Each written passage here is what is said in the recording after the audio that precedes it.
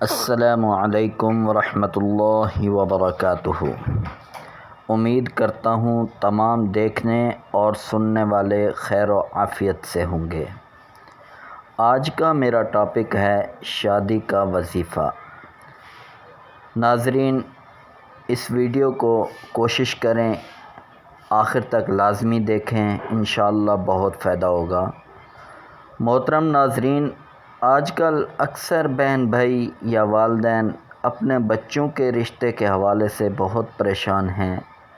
رشتے نہیں ہو رہے یا رشتوں میں کوئی رکاوٹ پیدا کی گئی ہے۔ والدین پریشان ہیں اس لیے کہ بچوں کی عمریں بہت بڑی ہو رہی ہیں۔ جس عمر میں شادی ہو جانی چاہیے تھی اس عمر میں ابھی تک بچے کنوارے بیٹھے ہوئے ہیں، شادی نہیں ہوتی۔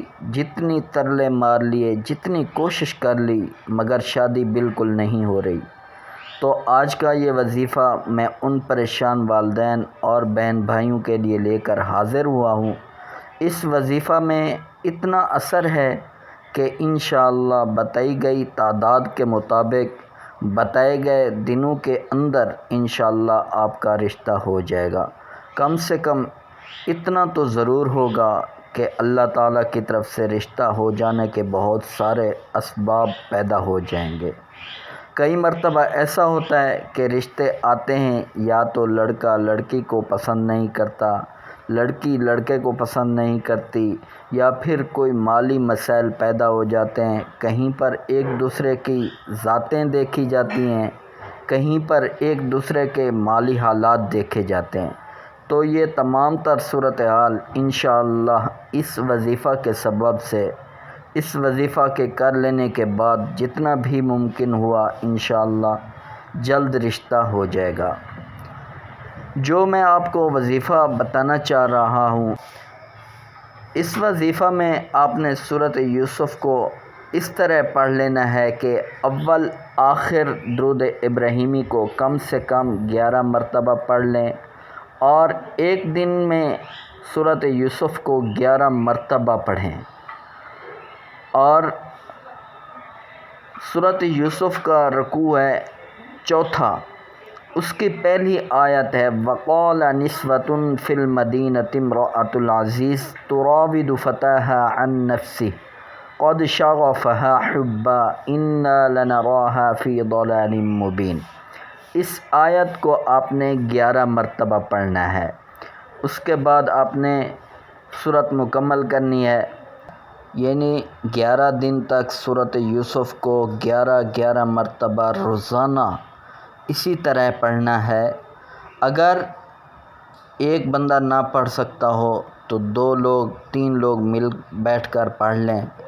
اس نیت سے پڑھ لیں کہ رشتے کے حوالے سے سورۃ یوسف کو ہم پڑھ رہے ہیں۔ اگر 11 مرتبہ روزانہ کی تعداد آپ نہ پڑھ سکتے ہوں تو ہم سے رابطہ کر سکتے ہیں، یا قریب میں کوئی مدرسہ ہو ان سے بھی آپ رابطہ کر کے ان کے بچوں سے آپ سورۃ یوسف کو 11 مرتبہ پڑھوا سکتے ہیں۔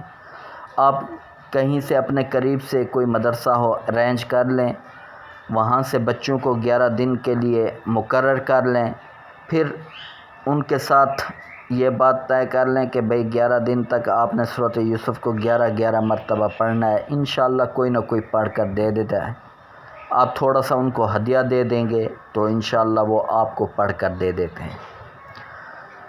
اسی طرح 11 دن تک آپ نے یہ وظیفہ مکمل کرنا ہے۔